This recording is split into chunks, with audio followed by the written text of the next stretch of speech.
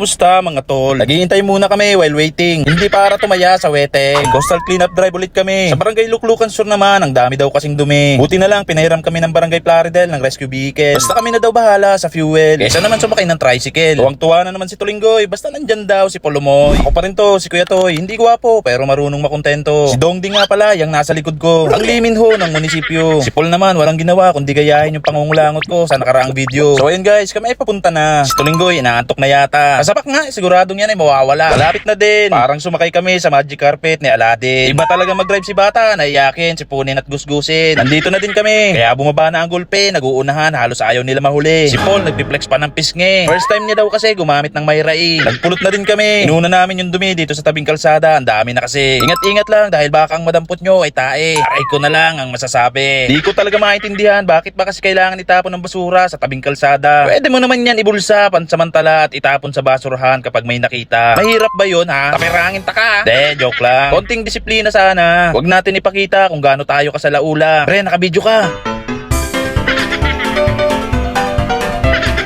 Wow, ang gentleman naman ni Dongding. Minsan talaga mas lalaki pa ang bading sa nag-aastig-astigang bonjing. Yan ang pinsan kong si Dongding. Malambot man sa inyong paningin. Matigas naman ang hangarin para ang pangarap ay marating. Lumipat na din kami sa Dalampasigan. Sobrang kalat, kailangan talaga tong malinisan. Nandyan din ang mga army na ating mga kaibigan. Na laging maaasahan, hindi lang sa kaligtasan, pati na din sa kalinisan. Sikap ata itong nagtakip ng muka dahil nainitan. Si Ayi naman di mo maintindihan. Pupulutin, itatapon, pupulutin, itatapon. Hoy, ano ba kasi klaseng linis yan? Sinasali naman nila sir, yung konti ang laman. Eh kasi yung sako, sayang naman. Nandito din ang masisipag nating Coast Guard na talaga namang work hard basta karagatan ay nagmumukhang haggard. Sila nga pala ang naghakot ng mga naipong basura. Ang bibigat niyan, halos puro buhangin pa. At ayun, konti na lang ang ating lilinisin. Yung mga maliliit na natira ay atin na lang kakalay-kayin. Sila Ate Emma naman, unti-unti yan nakakutin. May nakasalubong pa tayo ditong vlogger. Naliligaw yata ito mga sir. Hindi po dito ang Pasig River. Pero penge po ako ng burger. Isa lang po, nakakaya naman kung over-over. So ayun, pauwi na din kami. Okay daw, sabi ng aming hindalaki. Nagpaikot naman kami ng letter pagkatapos kumain at magbihis. Sobrang init pero kaya pa naman magtiis. May nadaanan kaming bata. Nawala daw yung pamasahe niya yata. Naglalakad pa uwi kaya kami ay naawa nung aming nakita. Ang init kaya. Sinakay na namin at doon sa kanila ay aming ibababa. At ayun, sabi niya dito na lang daw siya. Salamat daw, sabi pa niya. Kami naman ay natuwa dahil may kabutihan na naman kaming nagawa. Kahit na mga mukhang di katiwa-tiwala. Nag-inspection na din kami pagdating sa larap. Pagkatapos nagmerienda at kumain ng maruya na masarap. Sunod ay Barangay Motherload naman ang aming pinuntahan. May mga nagpa-practice pa ng sayaw ng mga kabataan. Ang cute, nakakatuwang pagmasdan. Sina treasurer naman biglang nagpasukan. Para bang kami ay pagtataguan. Pero sinundan namin sa looban. Kaya naman pala, i-flex ang bago nilang pinagtatrabahuhan. In Fairview, ang ganda ng opisina nyo. Tsaka sobrang lamig para kang magyeyelo. Kaya pala mga nasa labas kayo. Si Sek ang busy, parang nagtatampo. Pati si Mamo, may sariling pwesto. Ayos, pwede bang makitambay dito?